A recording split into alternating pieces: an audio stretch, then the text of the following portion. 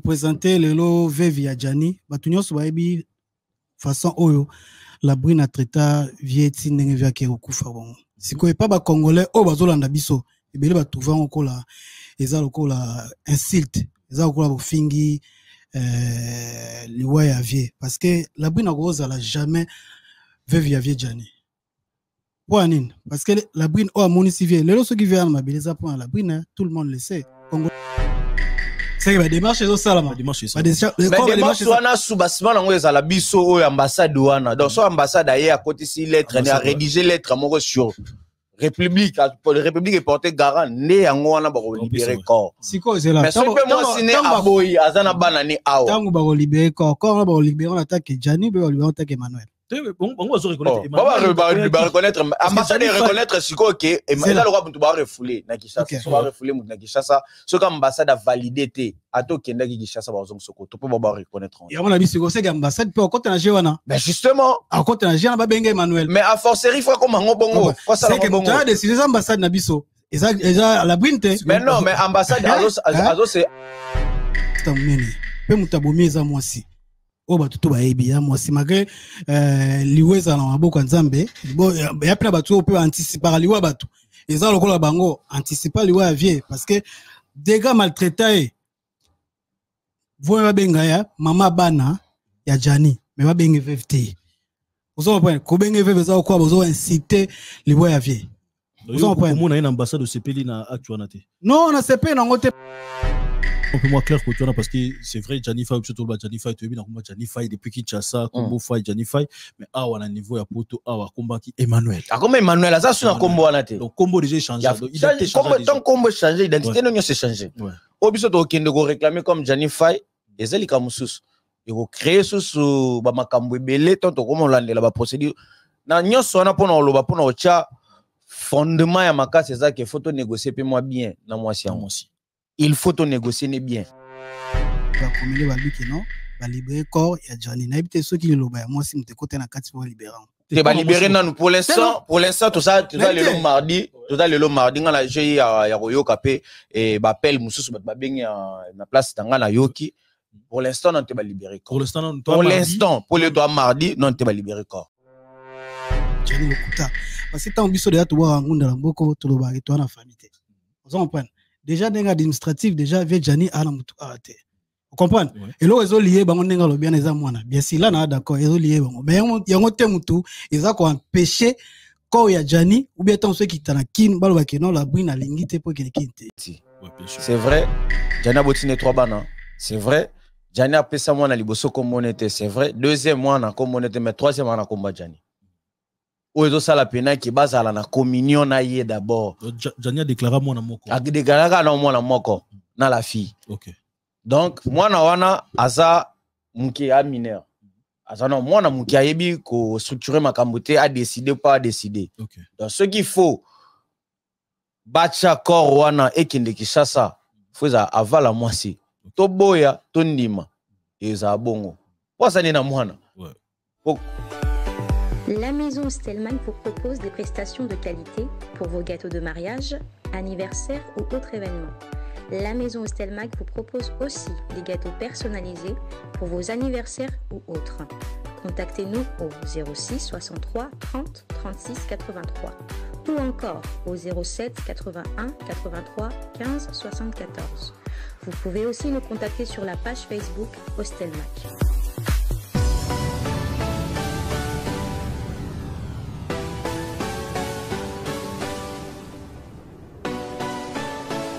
Chers amis, merci de savoir que vous êtes tellement nombreux en train de nous regarder en ce moment. Un grand merci de partout où vous êtes. Encore une fois, la présentation Anelka Bafosset, spécialement, dans un guichet aquarium, voilà, parce qu'il m'a solo robeta tellement belé, faut robeta. Photo mégamment reçoit tellement, il y a tellement m'a solé belé robeta. Encore une fois, un grand merci de partout où vous êtes. Vous êtes tellement nombreux en train de nous regarder parce que ma réaction n'a bino toujours, on appelle, n'a bino, commentaire, partage, micro, na TikTok. Et ça un peu moins, belé, toujours après, tant à mort, comme commentaire positif. Négatif, toujours à nous. Encore une fois, un grand merci pour notre soutien, soutien moral, spirituel, tout ça, moral, donc, tout ça, pour ça, financièrement, donc, physique, tout, on a pour ça, encore une fois, ça fait tellement plaisir. Ma réaction a bu ça, là, c'est tellement bien. Pourquoi pas dire un grand merci surtout à mon équipe. Aujourd'hui, c'est Joe Gumtana Simana Maramio, celui qui est tellement bien. Assistance à beauté, image, au pays, ça, moi qui mis un grand merci surtout à Simpson et Sele, tout China Libre, Salam Maramio, surtout à la Kitoko. Voilà, ça c'est mon équipe. Ce Nazana Bangonde, ce qu'on a la OCP là, parce que Nabi Maramio, c'est qu'il est tellement bien. Pourquoi pas dire un grand merci surtout à mes partenaires, tous à la Bango, Tongo, Midi, Poko, Bazala, toujours, n'engaille jamais, Batigala, Rotikanga, parce qu'ils sont Bango, moi, Koko, là. Pourquoi pas dire un grand merci surtout à celui qui est boss à vie, Dédé Samba. Patron Bogos, éternel boss de décembre, un grand merci parce que de décembre ça l'a tellement bien donc on a kimia sur na yo kiyo sur la réaction na yo et ça l'a tellement bien. Pourquoi pas dire aussi un grand merci à Yannick Ini à Rombox depuis l'Afrique du Sud, formateur à Babos, Yannick Ini à Rombox, un grand merci à toi. Il y a Willy Mouché Nico Damboka, un grand merci parce qu'ils sont bino et ça la moi passi. Voilà lelo pourquoi na bengi na lingi to zonga a to me ko fanda na ba invité nanga to me gamo solo na parce que actualité ça tellement belle. Bate belé bo bengi ngai affaire au VV ya Janify mama bana na yi eloba bien pe bandenge belé to fana le to mega mo solola na linga mo to mega mo panza ngo moi si je to mega mo panza to mega mo solola to longola to tsamo misuli na place nango ndena linga na sima kwa to pendi mo mbisi moko to panzie to longola basende to tsa côté mega to mega mo ko panza ngo pena tellement bien le to fana to beta mo solola comme d'habitude na plateau nanga ilelo tous avons Patrick Massidi tous déjà naé à mes côtés pour commencer. Patrick Massidi, comment vas-tu? Ouais, je veux bien, merci Anelka, ravi au ça la émission lelo nayo et merci na ko débatteur nangai aux en face nangai, merci vraiment. Ouais, voilà, on a tous avons Patrick Massidi et encore une fois un grand merci dans studio sans microbe, il y a un grand merci dans plateau improvisé au LLO, salon sans microbe, donc ils ont révélé salon sans microbe, studio sans microbe, location musique sans microbe, donc tout ce qui est événementiel sans microbe. Voilà, encore une fois un grand merci dans salon et studio sans microbe, il y a un petit LLO. Peut-être 10. Ouais. Les qui a monté mbongo. Comment vas-tu? Bien, Anel Kawafosset, merci à nous sur la biso partout, Bazali na monde entier. Merci à nous sur le Sabiso le Lictoï, tu es poto sola. Na Anelka, na Patrick Massidi Ozali Bosona. Merci à nous sur la peste, sinon joyeux anniversaire, pas mes sœurs jumelles, Fanny Bandoubola, na Titiane Bandoubola. C'est votre jour, donc on est là après à Tokutana. Désolé, Bissot. Mais bon. Et ça, dans le voilà, un grand merci d'avoir tout botel. Je n'ai pas été bébé botel biso, botel biso en ce moment, botel biso belé. Voilà, pourquoi on a bien ici, on a une fan peu moi si j'ai auto méga mort sur la batte belé. On a eu tellement de réactions, bah pas te dis. On a eu tellement de réactions à batte belé par rapport à faire la brine, bah tout le monde est en ambassade, bah bon, on a joué dans innocence parce que dans la Zaïwana aussi présent, mais on a joué dans moi innocence, notre tout méga mort au pan, tout méga mort sur la affaire à moi. Batte belé réaction, batte belé, bah c'est pelleté comme on a une ambassade. Réaction à eux déjà tant qu'il y a analyste. Merci à Anel Kawafosset. On peut saluer salutation à Jimmy Chima à Port de la Chapelle. Là, ça allait. Anel Kawafosset, on a le problème où il y a la brine. Pour présenter le lot via Jani. Batunyo Swabi façon où la brine a traité vieti n'engevia kerokufa bon. Si quoi pas ba Congolais au bazolanda biso. Et bien, ils trouver encore la, ils ont encore la insulte, ils ont encore la fingi, le ouais avier. Parce que la brune rose, elle a jamais vu avier Jani. Pourquoi? Parce que la brune, oh, mon ici vient. Les lots qui viennent mobiliser pour la brune, tout le monde le sait. Congolais n'y savent bien. Mais quand les lots comme me comme vous présenter le quoi avec ils ont quoi bozolongola, donc problème moi ça qui dans cela veut dire ça innocente. Donc si veut Jani qui cela veut dire que non. À ça pour rien. Ngala wolo bango bongote. Yo moni réaction ba congolais nyoso tout na réseaux sociaux. Ba ok ngo kanda parce que déranger mitema bato. Muto biso moko oyo na ba oba memie kuna. Ba vie na biso ba molai ba nani so na devos, nani so za kuna mto za kuna o tout ba holandana. Si atula ba beauté image pe bazala kiwana yo mo po zala kiwana ambassadeur adoyu e pe zala kuna. Ozomona esali propreté. C'est la propriété, bah Congolais va se payer nangote parce que la fille a mérité bah honneur wanate, a mérité bah honneur wanate et puis na cash ne, tiens comme si moi boboti, moi botosi, or que yangote, vous en point. Pas c'est ali parce que comme on a muto a koufi na artiste munene, pe mutabomi za moi si. o ba tutu ba ebi ya mwasi magre liweza na maboko nzambe bo ya pena batu o pe anticiper liwa batu eza lokola bango anticiper liwa ya vie parce que dégâts maltraités voye ba benga ya mama bana ya Jani mais ba benga VFT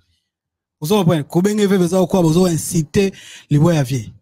vous en prenez comment on a une ambassade de CPI na actualité non on a CPI na ngote parce que un an baba na nté comprendre bazana moi c'est un bal bazana na bandeni bana makango parce que officiellement baba na té baba na té oh mais mettez na actionnaire stocké moi té le ber réseau zongela bato ba kene kuna o représenter kuna ba vieux baza kuna ba vieux molai ba vieux siatul bato baza kuna ozomona le na habiter sur ba téléphone bango evandi calme na limite evandi calme yo kuto anoka bazana journaliste okena nuka ko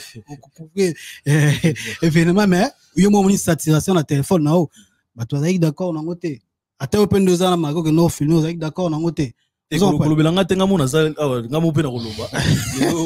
tout ce qui non pas Patrick Masiti komona Labrine wazabo mama bana ya Janify babengi koto so babengi v bato koto so babengi fazala nini yo komona ye na ambassade et pas ambassadeur ya mbaye yo koto na ojija mon ndengeni. Merci Anel Kabafosset. Je profiterai de cette occasion à souhaiter des pieds joints à saluer Bob Mbole et Gelor Ingela na pesi bon bambote pes bazali. Et question est une très bonne question. Photo lingato ebisa ba peuple congolais que oyo tozomona na ambassade eza officiellement te. To lingato micro souligner bande kona biso na Anel Kabafosset. C'est vrai. Ba congolais ba oloba la fille abomi mwasi abomi Adjani Asali Jani Mabe, wana nya sezoti kala officieusement. Ambassade ebi makambo wana te. Et ambassade pona ye azo comprendre nanuka jusque na héros. Jani akufele non na palais ya la fille, la brine. Ouais. Donc ce qui veut dire ce qui mutu o bako zoye comme témoin. To mutu akoya ko représenter li sous famille ya Jani wana na poto. Et ça, la brine wana d'abord. Faut que non sur le plan officiel. Pour ambassade des structure. Et ça mboka. Ba okendete biso nde to kanisa kimutema mabe ya la brine faut que no yebisa ambassade qui était ya te et puis ambassadeur a considérant au bongo. Non. Ambassadeur aza officiel. Le kola ya officiel faut même makambo wana kende pena na ba suite logique normale. Mitema mabe ya la fille ce qui ezalaki bongo entre biso na kata communauté et puis to yeba pelo moko et loko ezo lié la brine na Janeza d'abord bana pour la brine na ambassade lelo ba bengisa ye akende ko représenter azala lokola to tient entre guillemets veuve eza bana aboti. C'est vrai Jana boti ne 3 bana, c'est vrai Jani a pesa mwana liboso komonete, c'est vrai. Deuxième mwana komonete, mais troisième mwana komba Jani. Oezo sala pena ki bazala na communion na ye d'abord. Jani a déclaré mwana moko. A déclaré na mwana moko na la fille. OK. Donc mwana wana aza muki a mineur. Aza non mwana muki a yebi ko structurer makambo te a décider pas décider. OK. Donc ce qu'il faut bacha kor wana ekinde Kinshasa, faut za avala mwasi. To boya to ndima eza bongo posa ni na mwana famille ya Jani awa eza représenter na mwasi na ye mwasi à travers mwana et bande kwa Jani pe non te ba rehausser awa na ambassade baloba ke biso bande kwa Jani tala biso ye sauf que famille na ye théâtral wana ezali mais sur le plan toloba biologique mwana za et puis bana pe musoso baza officieusement reconnu baza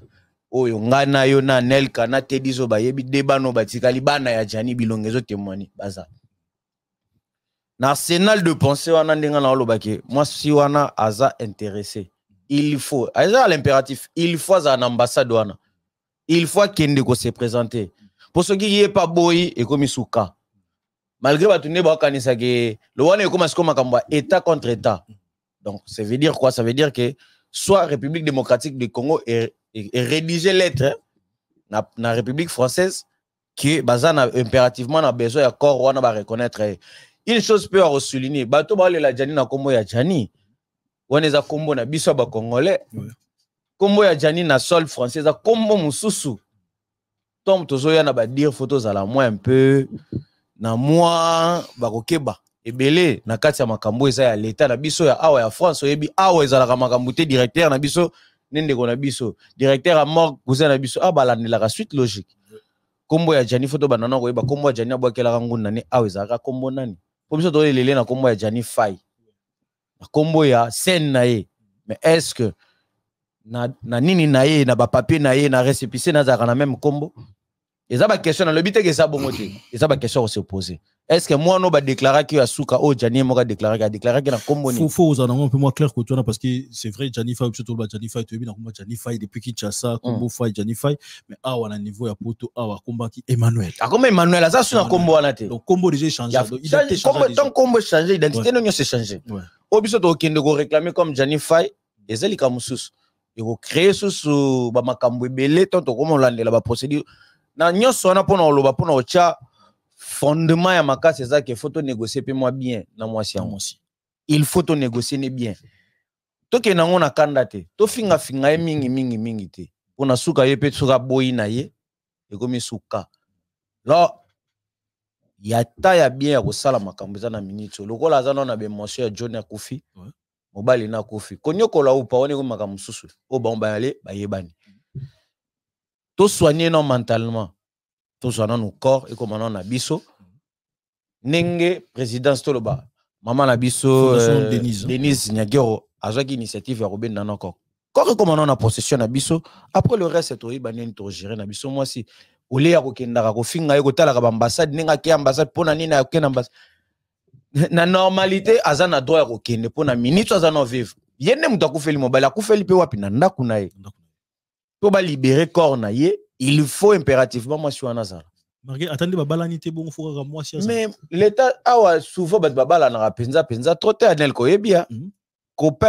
copinage wana bato l'état reconnaître ngo awa ko kibinage wana l'état reconnaître ngo awa na France beaucoup bala na te mais bosali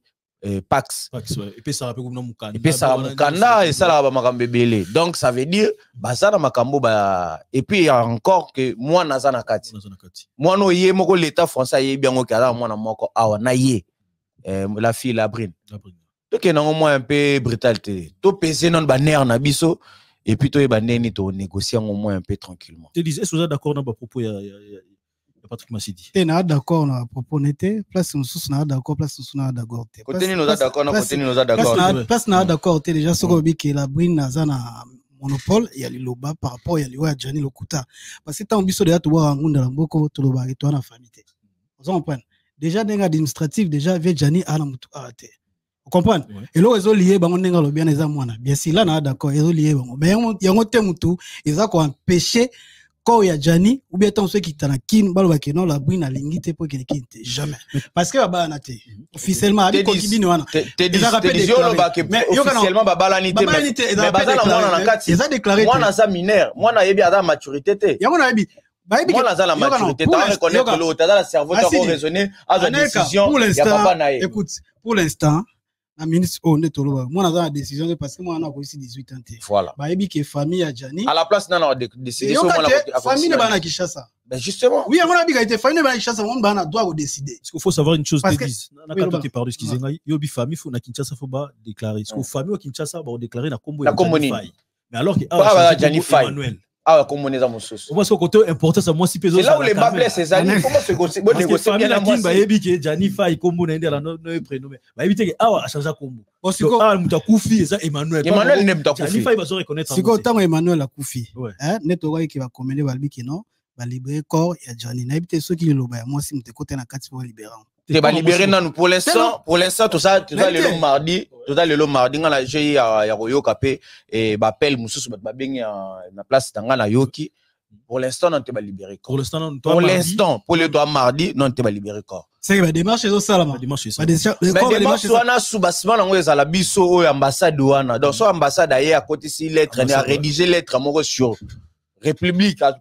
est portée garant né yango wana ba libérer corps siko ezela mais sope moi sine aboyi azana banani awa tango ba libérer corps ba libérer on attaque Jani ba libérer on attaque Emmanuel Bon, on va reconnaître. On va reconnaître. Ambassade reconnaître ce que et là le roi tu vas refouler na Kinshasa. On va refouler na Kinshasa. Ce que l'ambassade a validé ato kenda ki Kinshasa ba zomsoko. Tu peux pas reconnaître. Et on a vu ce que c'est l'ambassade peut encore nager wana. Ben justement, encore nager na ba benga Emmanuel. Mais à forcerie fois comme ngo bongo. C'est que tu as décidé l'ambassade na biso. Et ça déjà la brinte. Mais non, mais ambassade c'est plié la décision à la brine. Pourquoi pas? Parce que la brine n'a pas la moine nae. Je ne pense pas. On a faire comprendre biso net tout ça, te dit c'est ça qui est. Moi si on n'a pas important, même la guepe moi malgré ma benae, même la guepe moi muta côté la moi si on a ça, biso tout ba yaya, biso tout ba noko. Quelque part, moi si moi zone kolo et ça le faut. Mais tout le bateka à 100% photo finga. Moi quand le bien et mon importance ne ezaka pas ku fela gepa nae.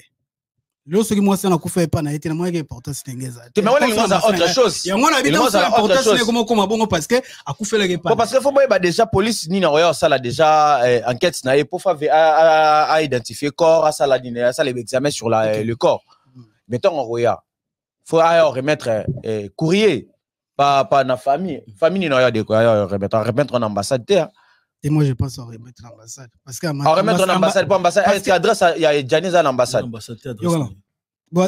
Je ne pense pas que l'adresse ne pesait pas. Si, à l'adresse, il n'y a pas la brine pour Bazalane des gens d'Akumoko. Est-ce que l'adresse ne pas la brine? En tout cas, pour connaître un peu bien, pour nous qui un peu donc tu es basé au biso de ben à Combo à Janify na Kinshasa. Ou peut-être Johnny Faye au biso bi azana 12 ban 12 non 12 ban. Oh kina la tangela biso 12. Kina la tangela biso 12. Atanga biso 12 enfants moi ne mo azana mi balé bazana bakoko. OK. Mais là donc ma décision wana o nyoso biso to wano loba. Te dis biso famille na ifo ba ya loba famille awa ba abaza konité. Et puis famille faut bien se faire. Nga na lobi famille na été ya loba ana poto parce que na poto déjà abwaka azana famille. Famille azana droit au lobate na bi ko droit ce qui est loba par rapport à l'ambassade de service bakende bon famille na non mais il faut savoir une chose dans le contexte na famille na je pense il faut savoir une chose c'est vrai de l'endroit loba Janify au biso tebi peut-être azana 12 ban biso tebi Janify c'est le biso de tebi mais Emmanuel azana mwana moko parce que to loba makambo na ndenga poto parce que là so boa kindeti awa na ndenga poto awa donc directement jusqu'aux identités aux anango alors donc nous va être dans poto bon ba yebi no Janify ndenga administrativement Janify a reconnu donc celui bobo que no être dans guerre bo me dit moi si wana parce que Janify comme azana mwana Emmanuel azana mwana na la brine le senga photo négocier toujours dans la brine parce que la brine a représenté le roi elle aura dit papa na maman ce mot a souté tatikali directement na titer ya mwana etikali o aza envie comme ezana donc mwana pe le rôle ba tena na posa na mona ke do tala chaque un an chaque na ke do tala corps papa na beaucoup na poto ba obéir parce que ça droit ya mwana zo lela Janify yo abinoté donc zo lela le rôle donc Emmanuel o tika biso donc koto na peut-être papa Emmanuel voilà papa Emmanuel donc koto là moi là d'accord voilà on dit papa mwana parce que important c'est la brille dans la brille parce que comme yangwana yango ba bengi sela ki po bato belé to linga to éclairer pour to linga to éclairer bato o bazana ba lanterne parler ba linga ba loba que pona nini la brune ako sala nini ambassade pona ni bo pesa ki accès pona ni bo pesa ki micro pona ni bo filmer ki et puis présence na kata ambassade te azana droit ambassade eza lokola papa na biso tout na France ndako na biso donc yango nde ezwaka ba solution parce biso to bungi yenda yo pesa biso éclaircissement ya dossier to éclaircissement eloko mo boza nango problème yango mona ko droit na zozo na sima mwana là je suis d'accord ce mwana zalaki na été peut-être et puis ba mongo to bato ba kanisa ke la brune na bénéficier ne loko te so bali ba pesa mbo ba verser d'abord pas moi sina te mbongo ndeko to donc ne malembe donc ba bengisi atanke nani responsable ya mwana Janify ya mwana o Janify surtout na ndenge na biso ba congolais Emmanuel wana te na ndenge na biso ba congolais to yebi Emmanuel wana te zongi bina na ndenge na biso ba congolais to reconnaître na pas na biso ba Chine Anelka to solo la bien to solo la paix mais to solo la bien bien sûr ambassade de lobby azanel papa na biso ti azalo ka responsable na biso abengi la brine pona nini tant que responsable ya mwana ya Jani biso tant que biso communauté to yebi ke Jana botine combien de bana biso communauté biso to yebi 3 bana. Et l'ambassade a saisi parce que bateau baroya ko tsa makambo ya l'abri ya bata théâtre banani bangone soyé bini ba biki l'artiste et musicien Janify a koufi atiki combien 3 bana dossier na yeza na kati ambassade na biso bonga matanga ekota combien de bato yoki de ba télévision masolo 15000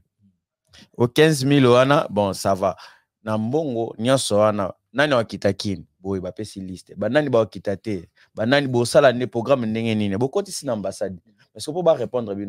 bino takika bino groupe ya famille ya Jani ya théâtre ou bien te fo famille pe y restreinte na efeza bien sûr faut famille important sa famille faut famille restreinte ça là d'où on fait appel na nani na Labrine dans Labrine azala toujours siko oyango moni tant ayepe na ambassade ayepe ko représenter tant que matango na nezana na comprendre te ba verser là jour ba verser pe là obengisa kaka il faut azala il est impératif ko ba mbongo mususu faut tant ba kopesa ba taper par ya mwana wa mutu atikela bano batikela faut batikela quelque chose pour conduire ban parce qu'il pas sali aza de moitié na sukate ala le kasatata pour signaler il pas sali matanga de son côté ça la matanga po azo banga pe menace tozo côté té mais ça quand même mutu aza mutu aboti na mutu pe malgré tout makambo ekomele mutu moko te na communauté le la olobaki mwana na bonde ko na biso na sali mabe asali bien mutu moko te na communauté mais sauf que to ignorer pété ba droit ne moko boy pas na pas botine ban to monete ke soka ye place moko boy démon na biso mo boy biso ne so communauté to boma e kamba mo non ambassade ko réagir loko la biso touté ambassadeur aza place ambassade za place tchaka pe kimia donc nenga ko bando ya wana soka ko ya so ya ambassade misa 15000 a reçoit pe enveloppe attaque mama ya bana ya Jani parce que yep azo sala matanga oui, bien sûr yep azo sala matanga de son côté oui bien sûr azo sala matanga à côté mais on appelle la brune hein loko la na ba délégation azo kende la délégation pe ba sala ya Kishasa kende pe moi je pense pas non il faut moi na kende place ba amona ba me mata moi na me ba me mandé la brune parce que ça danger pour na état papa au moins la minute ko tala moni un bon oncle, un bon tonton. Place yo ça soit qui combat la brune sali mo lo mo bona mutu. Et en fait comme le roi combat comme le roi moi révolution na mito ba yaya. Et comment on appelle peut-être les loto lobby peut-être moi na moi si a bongo na nzela et ça peut-être ba danger public pour na ye. À cause ça peut danger mo boy lobby. Jani ala kiseki batu mutema mala mwazalela. Ngomoni muta bien ba na ba moment boy. Moni boy ndeti boy. Jani akufina mais omona témoignage à ma bezate malgré tout biso na culture na biso balobela mais après so vandi bena Jani ba témoin nga vient nga to bando ya donc asekarani kaka mutu moko sans problème na bato azala ba problème ne bena bato mais azaki pena sans problème pena na bato mais koloba moi ça kita bo créer les dangers mon permanent ako risquer pas d'aller surtout na Kishasa oza contre que la asa matanga ne côté na yemo adana ba master azala ba ndeko asala ngo côté na ye est-ce que te pardonne le cas ngapena lingana souhaiter na souligner le roman est-ce que la brune tango Jana ko fait ce que bazala ki ka moi sina mobile ezali kampo yo yeba c'est ça question faut se poser mais le fait qu'on fasse de ngana yo mobile ngana yo anel ka ba fossette mobile ataku ba chabiso na kisien ba sale la mobile mususu anniversaire na katanda kuno yo tolérant ou bien te yo mobile ba biso te no ke sa anniversaire na ndako mo bo jona kala sala yo anita mobile tolérer le rabo la question c'est que tunyana de ande toza yo mo utolo ba mo déjà na critique na biso se mutakufi ma olo ba bena ezate parce que to ko pe olo bango mais on a to ko mo condamner siko mo oui vous comprenez parce que VP ba défaut ya la belé par rapport à question tunyana parce que nenge question a tunele o non attaque ba mibale ke omona ke bazo sala moto mususu mandano anniversaire aux na kata chambre oyo go sala mate parce que plus que on a pezali au peleka ya komona ta mususu noko mo bope na fête boye alati montre ya Janify que montre ko to ko iba te dizo ko iba logo montre ya ona ba choqué ebele ba choqué ça ebele wala est-ce que vite privé na bango ayi tellement choqué na mamboleka tellement ebele asedaki c'est en plus bon je sais pas na mi tuna soke za ki vraiment ka bolingo mtendo sala vie azonga hakuna na ite na olinga pena yeba pena se spirituel mingi na kota ngota nel ka pourquoi na moni spirituel les mystère mo za cacher mutu nda sala ngona ba sala ngoka na molili to kokota ba détail te to kwa cuiser pe moi sine na nyonso to te pas aller ka satate azape satan en personne yé moroté mais au moins bolingo ezalo wa virus motango kotaka mutu zo sentir te tango vande mais tango vandaka pena bilo mususu o ezalaka anormal comme si normal mutu tu na lova kutana eloko moko boy situation moko boy après pesa yango nde balobaka expérience à vie peut-être vieux asala ne ba love akakisaka pe batu libanda mais na suka lango yemo ba yo craxé ezalaka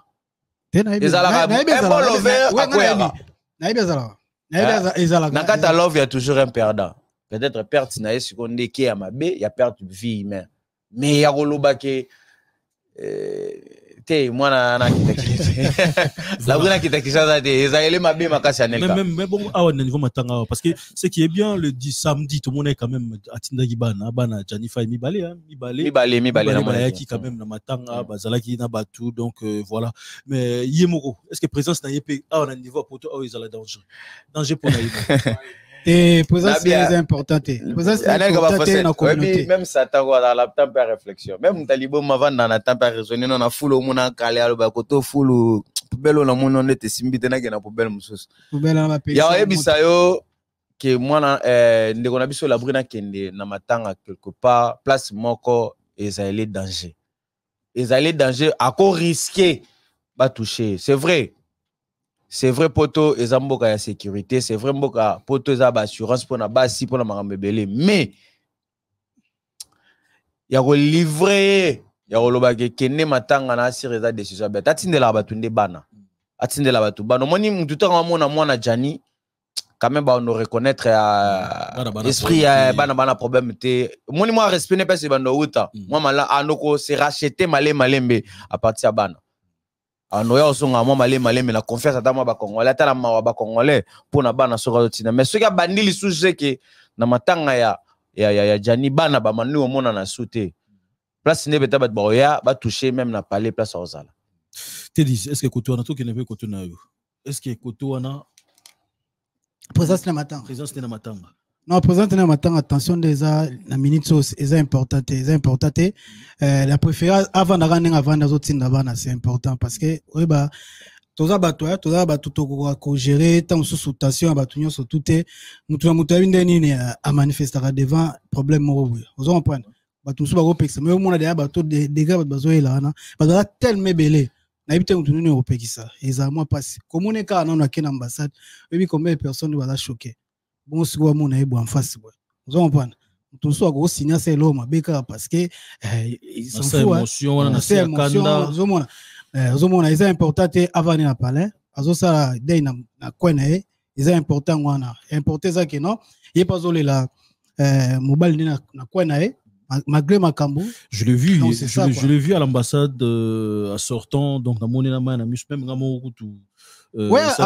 aza bati eza mutu déjà derrière so bovanda ine vome kutu a souffrir à la banana a souffrir de loin au cas que il y avait moi ne moka benga ki na téléphone na habité sur bana minute babiga bon bana mike c'est vraiment na moka bengi ya ipsi maman passer nga papa donc il musika zalaki ya bando le sens Anelka ça m'a fait vraiment mal peut-être sûrement babiga papa bimaga déplacer qui ce que to ba bengi ya solo ya bulka solo na bana de loin moi na sengi a passé papa voilà ambassade tant to bimi directement à Romoli là donc même moi il travaille avec salaire à mon passé Anelka amoni la brune à souffrir les lotés dans le lobby vous en prenez na miso tant to na matanga nega papa imbaloba matanga ici là pas bapaya vous en prenez vina emo bimba je pense on nous zonga on mabe musuno on ça il fallait pas na salon on nous regretter vous en prenez hein na osenga na un jour asenga ta pardon osenga banani pardon famille Jani na communauté il faut apaiser que enflammer sous Makambu non yoka moi je trouve pas y yoka yoki pardon communauté aux amunene la communauté pardon ça pouvoir et libéraka vous en prenez à libérer conscience na sans ka ko reconnaître qui a sala mutumo mabe malgré mo ba ki sala mabete biso oyo to banako tala to bi situation à vie tinenga kufi to yebi ki mabe ou c'est pas la bride mais so ka sengi pardon et ko libérer te distorsion on a peine raison vous en prenez bino bolo baraka peut-être mabe est-ce que faut reposer question est-ce que Jani azale mabete est-ce que Jani d'abord tia kufa wana est-ce que bazale kaka na relation na bazala ki pourquoi akufa na ndako na ndako moko aenda umakufe pa na bila ko getala bana ko sala ba réseau belé donc bazalaki so ça se retrouver dans ndako na kufela ko siri bazalaki est-ce qui est vrai to condamner à la fillité to condamner à la fillité c'est vrai le love na monsieur Jani azate mais et là on y peut d'abord pousser la brina ko asala peut-être ba acte wana ko yo zo comprendre que to ko lingolo ba mabe mo wete on comprend Parce que moi toko tapenda toko c'est que même on peut peut-être parce que le peut regarder aux autres si peut-être il y a les cas peut-être côté bon c'est vrai que tu condamné on est communauté photo lobela bande qu'on a vu sur Bassi on est convenger ma bé contre ma bé ya on est même ba perdre ya ba vie moi si faut que la corner moi ça za maman za le roi éléphant ah munene toujours ba poche na place ma bé ça la rochango soko lingi sumu tuté vaut mieux se taire ou bien se kayo c'est okende na yo okata relation et puis au monde na raé li sous pété mais ce qui comme lo baké naza koto na tenté pe li sous papa ba na na zongela ye ya ngonde mabe koma et ça la biso bien té na ba communauté tout monde na bande ko na biso mususu ba na ba AVC ba mususu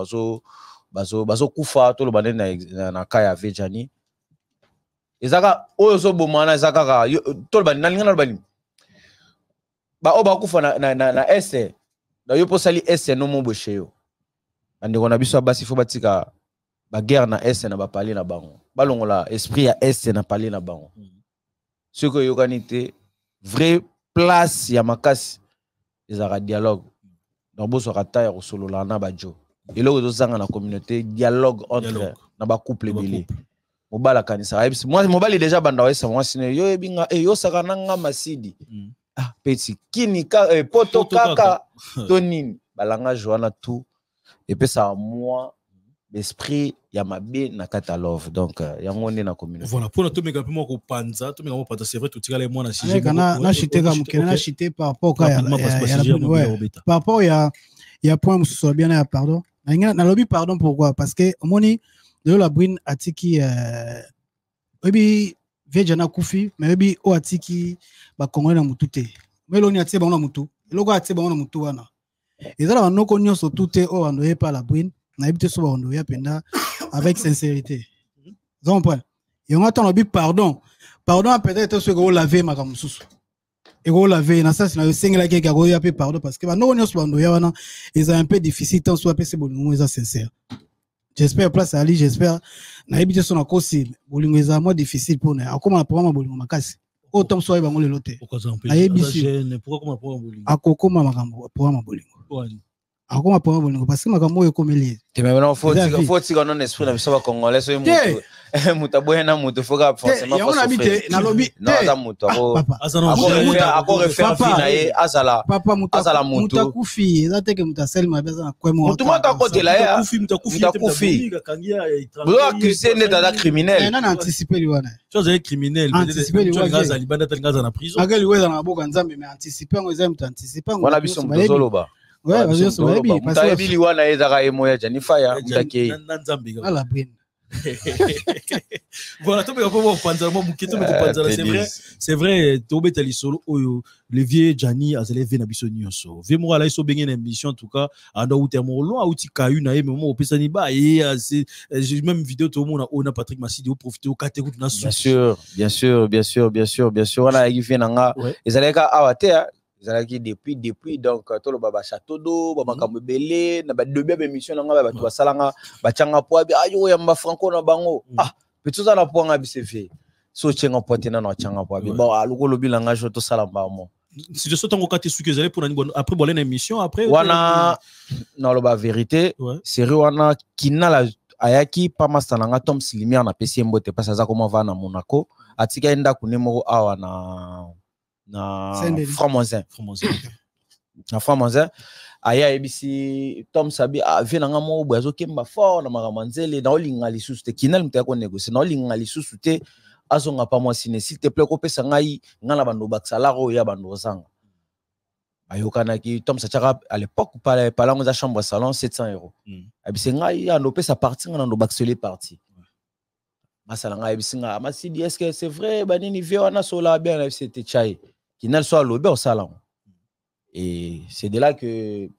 vieux faille a comment on va en France tout comment poser ce qu'on a fait a bien petit côté là ngala makamba parler la biso bien oui vieux yo a fait na biso star na biso mboka comment poser pena bien et tout moni na makamunyo so bato belé ba bima mais nga moni vieux faille penza na ba phase na ye na ba suka na ba trop na kinalité mais les bosso na no moni trop na kinal OK. Na bien combien Kinal s'est donné pour na viona. Na 2 minutes je crois. Sérieusement, Babeba n'a peine leader à Miss. Naï makamuni ni ve Jennifer ya lobara pona ngaka ngana ibi ngai kinal na 2 minutes je crois. Alobama pona leader à Miss ba bongisa la bango kinal on peut bien mais kinal a ça qui wana vraiment. Donc ya roloba parmi bato bazalaki présent na vie avec Jani. Moi, je citerai Kinal. Na 2 minutes. Ouais. Mais il y a une chose quand même où tout le monde bon. Bah tu belé peut-être ma réaction parce que toi tu as un numéro d'abus tout petit espace commentaire parce que tu as la pousse ma réaction bah la rabiso. Na bah surtout appel bah tu belé bah bengi biso na organisation parce que organisation pour dire un peu la vérité organisation matanga à Janify et malem bino tu peut-être biso ta kati to mona mo makamo mike mikezo le kana kati mais moyen peut-être biso to lobela na biso yango biso to beta na biso quelques to beta kara pour dire un peu pour nami fongolamo mukie batu ba komi moi ko welela organisation na matanga ya Janify ko welela c'est-à-dire tout le monde bata chic choc surtout na kina chic choc lo yenge zo welela ki bango bazotsa bango mpandi alors que Janify abima na chic choc lo yenge tout le monde communauté ya organisation ya ba comédien na ATP. Donc voilà, ils ont bongo secondé par le président Masumu, ba elombe côté na bango et puis côté OP organisation za a salami ba tête ba o bataki a to yebi Molaï, président Molaï, to président Devos, to yebi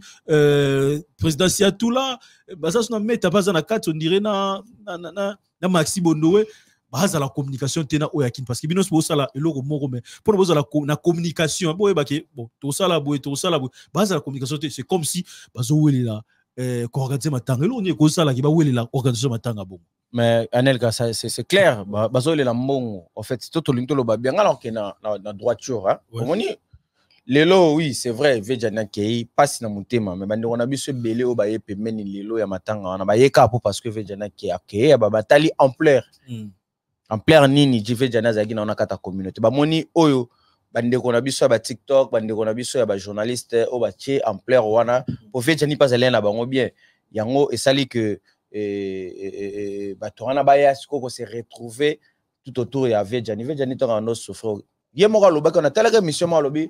kaka président de Vos na bango nyonso na o ba to ba yebani to lo ba bien bande ko na théâtre ba yebani ka ve de Vos de mano getala ya bango nyonso na mutu tano yo tali bango tout bayaka bapoto bazalaka na poto bakena otalité bamona na même pas na ye ya batu musu bakolobaki te ntango azongaki na ndaka labri na bandaki kolinga lisu te Jani azala na contact na batu non c'est faux ntango bino bolobeki mutu aza na contact na ye te bino bozala na numéro na ye aza na bapeti na ye mpe mosusu atambola na bango effort ni bosalaki boyeba vie ya ndeko na bino wana mais lelo loko ekomaka mambongo ba comité bimebile pour ne pas que na sima wana Mama Denise wa misambongo ambassade tala ndeti mama ambassade wala bagesenga 15,000 na matanga ve nono ko tuti lelo makatanga yeke ete basenga 45,000 et lelo matanga ve Jani na ndenge za na show balo ba 15,000 omona ke lokuta moko boeza wana vol moko ya mbongo eza wana batika nanu bambongo musezo pesa mana c'est ça tout à part oyo to monaki ndona choisi matata pesa 10,000 ibo batu musu pesa 9,000 musu pesa 5,000 ba pesa 2,000 ba 1,000 euros ba ça et ça poni ba ça la liste na te ba olika lango na télévision to na ba TikTok eza na influence na communauté ba lo ba rapé que mbongo boye kota ki to komi lelo na communauté oya poto to komi na 20,000 to komi na 7,000 poni ba ke ka place mbongo ebimebele ba ke basali comité moko wana Anelka photo ebisa bande wana bisoko bambongo to mokile changer bambongo to no banga kolia na kala netsa ekoma normal on va bena mbonga matanga mutu baliango matanga balianga tembo so bike vie moko to kufa mutu malianga azu bena bapese 50,400 par day atikeli bongo 25,000 ya matine mikila zongina na bona otanga kombo chaque kongo na yeba na on comprendre lelo bandeko bakomi na somo ya liwa ya baninga mususu koma osala batu ndeti donc elongwa donc nyonso na basala démarche wana balobaki batu be bakete baluka bato bazala ba influence bato bazala ba kombo pour ne pas baso bakie kombo na bango PC bazwa nini babimisi mbongo bapesi bango bakaboli babimisi na famille po des autres non wapi oyebi ke Jani awa na poto bandekone pena ya makasi wana ba proche ne bazate mwasi ne attente zate donc mbongo so ebimi nango bakolia na bango bongo suivi aux alate ozomona batika soma kama comme comment on a Kinal écarté parmi les organisateurs na délégation quand même soit organisateur alors que biso tobe Kinal qui pire petit à Jani et les Kinal mais Kinal on dirait écarté en tout cas tout le ce qui est vrai parmi les organisateurs on a Kinal azaté. Ouais, merci Anelka na pesi citation na Saramboko Lombokologie place ali Anelka webi lelo ngana komoko banga tanga libanga na komo banga lelo congolais abanga lisuti webi liboso masida so lelo mo bien to ando banga mo matanga na mo mabonza lelo oyo na ibisa yo ba pesa lelo mo lia communion ba ayi bora communion bazolia communion kuta akula te assigné église ozomona ba kitetimo comme na Congo ba congolais ya passe ndeti yolo bien ba communauté wana ya comité wana basali wana par rapport ndeti ya ndeko to ndeko Kinala zate lo baka Kinala ngapi na yebike pire Jani ande biso bi comédie na Congo banda to nota comédie to na ka nani vie Jani na po Firenze mais lelo na yebite na monaki apo na day na monaki na matanga auto saki ya vendredi j'espère azalaki non ya samedi pa like ya samedi azalaki mais nazomona na kati basali liste ya comité na ya zate namoni ya zate Kinala zate lelo oyo bato bele so bayebi Kinal pour na vie Jani vous comprenez awa vie zo souffrir vie pena bazo benga na benga to adai mingi na Kinal mais komona ki basali nini batie ba écarté na ikutu tina délégation ke kin batie te comment vous comprenez eza passé na ebité ba vie na biso oyo bazana bazoluka mbongo balia na ebité ba radia na poto eza te kaka ata mususu tout le barat bazoluka balia mbongo parce que baponaki peut-être par rapport à mikolo so tali bato bationa bazama mikolo la majorité bazala bango so ebi ke vie jana na osufu na place olala na place ofuta ndako mayeba ke bazalaki wapi batutu wana bachi ndeti zo c'est tout la quand même par mikolo azala président bani molaye tebe groupe salongo nani ndeti ngana tangi na ba kombote ba bosi quand même mikolo wana pona ba chapeauter likolo eza pomte bo ta mikolo fe batia pe ba leki na kati est-ce o wakene na ambassade mo leki mo na kati meta za pe ozaine kuna ambassade azo zo ba ambassade na délégation bozaine ambassade ba pese mon nom moi ke patika za raison ke tango komile o ke pese mbongo pesama oponi biloni non otibe petit mora ki pirier boza so boteta Kinal te boza ta nani boza ta 2 minutes parce que ba artiste so to longola ba to wana mususu ba yena to na 4 rolonga pe moko ba tele ki mona 4 wana vous comprenez pour elle que ça que non mambozo sala eza pour intérêt mon côté ya rolia mbongo parce que soki leki moko bosel mabe a robetela pe ba leki mususu wana ba masani ba pirier to kenda ikuta ya laibo mais bango na bango mikolo ba bineni o gérer wana ba bineni o gérer wana vous comprenez ils ont mouba okende nguleza mambongo et maman est-ce premier artiste ya comédien kufa na poto eza Jani te eza ki ba hôtel quoi en plaire na e ko ko bimisa mbongo ebele ko ko kotsa mbongo ebele bon va profiter na simana il y a des gens quand même va ça là toujours ba cotisation na ndenge na bango pe ba comédien ba kata ki mbongo fallait ba ça et puis ba tout quand même nini mais là au moins bino ba journaliste ve Jani Faye azala mutu na biso to bengisa ya plusieurs fois mais biso ba journaliste on dirait biso participer na matanga ni to ki pango te ne to zala souvent matanga mutu bo sali mais biso mais yango na biso te anelka to le belo tout à l'heure te dispato souligner sur ça les comité wana ozoloba bimika wana place ton ambassade de bandi oui c'est ça. Est-ce que bon déjà artiste ba cotisation le comment d'abord pas na biso ba journaliste bango mo entre ba port wana na balles et non aussi mambon non aussi meta pinga za na caisse meta aussi mambon autant ba pesi 10 000 avant là où tu as déjà suivi la première réunion aussi bah la biso liste bah c'est ça bon c'est bien non mais je vais justifier la TV moi je t'informe que ouais bah ça là qui m'a comité mon caisse c'est-à-dire bah on va là qui ba nini par organisateur côté la caisse ça qui mettre na serre na biso mon bossa ni combo na OK donc Maxi on dirait pas à la 4 et ça problème peut-être Anelka ba facette nga ça pour journaliste biso journaliste na lobby boy Anelka ceux qui nga journaliste na bina pesi oye bango pané faut qu'on ait na TV sinon le baganga la tocha ko je demande pas que tu es na TV na ke biso par justement yango na lina loba biso to chape soutien na biso oh bon ba sala so biso to zate et mon na te wa sur d'accord nanga mais lelo oyo ba cotisation zo salama Au bazala, moi, éclairage à la place ombre bandeko bazala bandako wana baoloba. Ba mettre la ba calcul. Malgré baoloba te na bandako ba mettre ba calcul. Mais tout ba mettre ba TikTok ba miniature mata. Après matango ba miniature belé mata na TikTok. Na zo biso ba miniature belé ko mata na TikTok wana. Lelo oyo. Ba ya na liste ba to ba pesa mbongo. Ba za comité. Donc ça veut dire que si ozala nani ba ozala mutaki kota ki boye. Et ça là qui boye dépense au sali banda to banda ki jour wana ti lelo boye et comme boye bote pe ata besoin yebat bote pe azala batumsu ba yo tikele mbongo ndenge ba oswa ndeni ba yeba ke bote ba tikela ke 20 €, 15 €, 10 €. Boso bote mutazo na para ba journaliste a to yeba onde mutazo la bote mutazo la bote abisi bote na poto moi si na artiste moi c'est pas côté na côté beau frère moi si pas cause na posa rapport lui na opesa des côtés artiste tu côté journaliste justement t'es na côté beau frère dans ça 3 so yo baxi cameraman caméraman réalisateur. Okay. Après un journaliste. Voilà. Voilà. On doit comprendre. Donc, biso toza la besoin.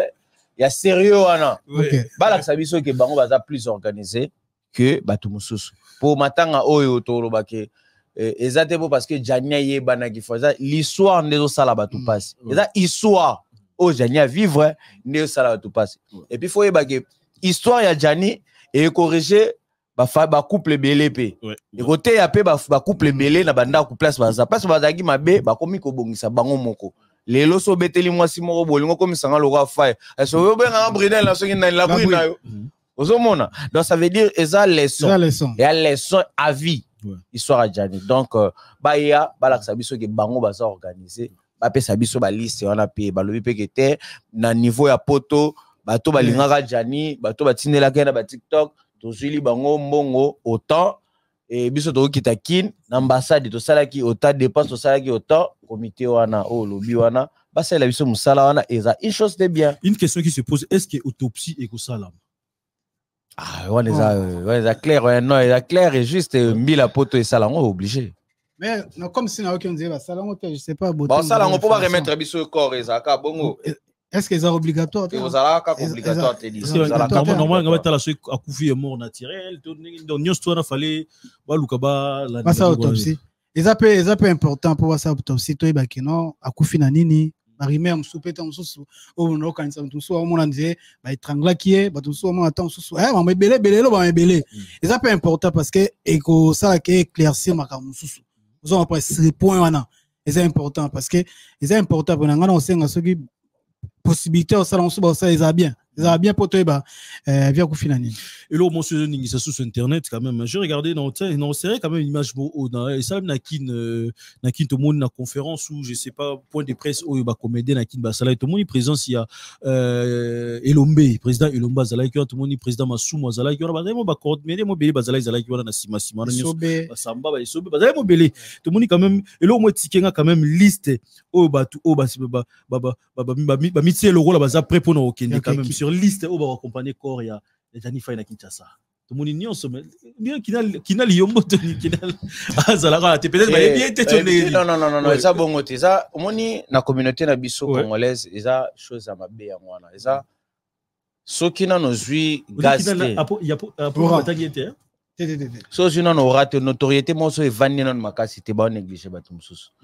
mais na bango nyonso na mutavana na Jani Faye po ebipe baka mususu belé ya Faye eza Jani eza Kinal mais ya bien lingozala soki lelo oyo bakoti Kinal lingo ki kolongola bat na mito batu ke bazo sala ngo 2 poids 2 mesures po batu belé o batu pe ba yebite ke Kinal azwa ba charge belé tala enenga zolela na matanga azolo banini nini na salité po na vie na asali tout pour la vie na po vie na zala o bango ba kanisa te wana Kinal lingo zala bien ke ba benga pe Kinal po bango nyonso wana en dehors tolo banonu avant matanga o bano mona na Jani te mais Kinal la bano kende ti place bano zala ya o se pe ko lo bango te et lelo so ata tonto tala ka biso nyonso na ba vidéo to zala na ba salle kuna samedi nana ole la pena au mona ki ale avec son cœur avec son âme qui a perdre ndé connaît vie na ya na ezaka ye wana ka kinala ngo pe toyo chai poate to chai so poate poza asala kayuna ya sala makambo na ye kokende ou pas kokende ozaka ye mais il ngoza pe bien ba mona payer pourquoi ba na le la bona kin ba zo tamo ba interview ba pese tamo pour place espace na ye ça allait bien organisation na koloba komona bango na kin ba vie na ba ya boye c'est bien ba oya mais so ba ye après ba zongi suka kin te ne ba lo bat ba oya boye ba vie masumu wana ba ye ba vie masumu de brende ba ye boye bon ba ye zana to solo là ba ye ka basui corps bazongi nango sus ya ba perdre mbongo ba mbongo ba vie na bango wana ba pesa famille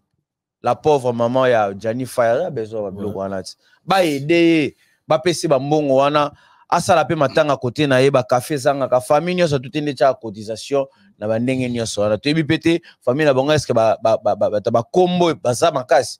peut-être au moment où ta combo za gama makasi za ka ye wana Johnny ba sauver la pauvre maman azape na bana 12 ah ouais bon Anel kangala na boye déjà liste wana o basali liste wana basali eza ba volontaire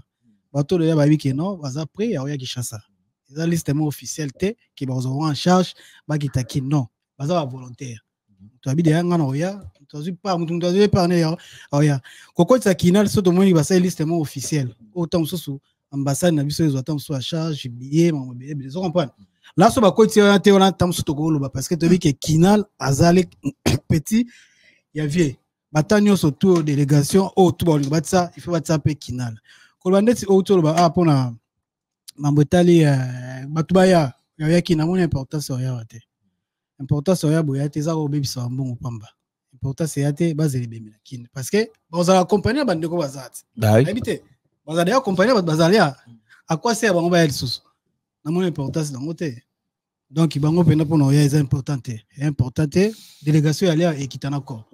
c'est ça voilà tendance là normalement le lot mardi papé sabiso va remettre on va remettre au corps parce que pour dire un peu pour nous expliquer un peu corps jusqu'à présent ils en ont beaucoup ambi là parce qu'il y avait pas mal de démarches à Rosala par rapport il y a Koufa ni est-ce que pour l'instant corps ils en ont beaucoup ambi la tendance là le lot mardi va payer jusqu'à présent RTO tourner mission non to juillet on noté quand je note 8 c'est-à-dire non va payer autorisation que corps yango ya bino botsa et tika na disposition la bino so boti dans lobby Kinshasa to bosa dans ni lobby so bosa la nini pour l'instant nanu va payer accord wana te donc tous la bisonios tous les choses on a pratiquement vers la fin on a habité ce quelque chose à rajouter Sali mais non ben non d'abord merci na organisation ou Sali que ba commandant va saisir maman Denise ouais. Déjà ils a une chose de bien il y a bien au moni ma communauté l'attaque oyo il ngosaka bien ke bakunda Johnny na ba condition na kin omoni awa batebele babimisa ki Johnny lokola zaki lokote lokola Johnny asala ki be fort mo ki mobilité oui certes omoni eloko belé bazo condamner lelo lobi peut-être mutazaki avertité omoni ba condamner ka innocence te soka zaki innocent ba ko condamner Johnny te donc na bato ba loba ke Johnny akufisa mukanda quoi que ce soit Johnny asala ba démarche ko ka sala bato musu ba loba simba récépissé Johnny banda ozela zwa carte totika ko kitisa vie wana zaki munene et surtout bato ba leka na TV batika na ko kitisa vie wana po mutu na mutu asala calcul selon mental na selon intelligence na ba pesa vie wana place bata la grandeur na ye na théâtre musala na ye wana que na espèce ya simbaki to na ba bien na ye wana donc mais ba bien pe lingoza la iti so il veut pas tika kiaron donc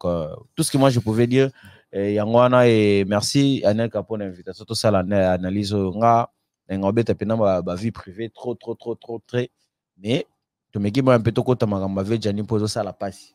un bon noko un bon yaya likambo faut toucher faut yemo pena pas savandi éveiller conscience na ye. Merci na baignon so ba soutenir ngai, merci na Bob Mbole, merci na Yapanda, merci na Rambo, tonton Gémo de Rambo, les Rambo tonton Gémo, tonton de tous les Parisiens. Na PC Mbote, merci na Eric Osebande, merci na bandeko balingaka biso tout ba soutenir émission na bango, ba soutenir ba plateau ezala, salut ezala et surtout to sabato ke bo hésitera te koya Koloara bloko eza tout événementiel boya chez Patrick Massidi et dans numéro ezakaka na bémission na bobengi et bandoza une chose de bien. Merci beaucoup. Voilà. Télis, tout comme je profite aussi pour dire un grand merci à Barbachi Diboussa, Corsinel, un grand merci à toi, Nabi qui m'a ramené ceux qui est tellement bien. Yé Fona Zalarana, yé de Décembre, patron Bogos, patron à vie de Décembre. Parce qu'il m'a ça là, ils ont vraiment mystique de décembre. Un grand merci à toi, le patron du groupe DS Champagne. Un grand merci à toi. Il y a Willy Moucheni, Code Amboka, le véritable le seul et l'unique code mondial. Il y a Willy Moucheni, un grand merci. Et surtout, un millionnaire congolais ou tout ça, en Afrique du Sud. Bazan a bango belé en Afrique du Sud, mais Rombox, Yannick Inia, patron, formateur, il y a boss. Donc, il y a formation, boss au monde,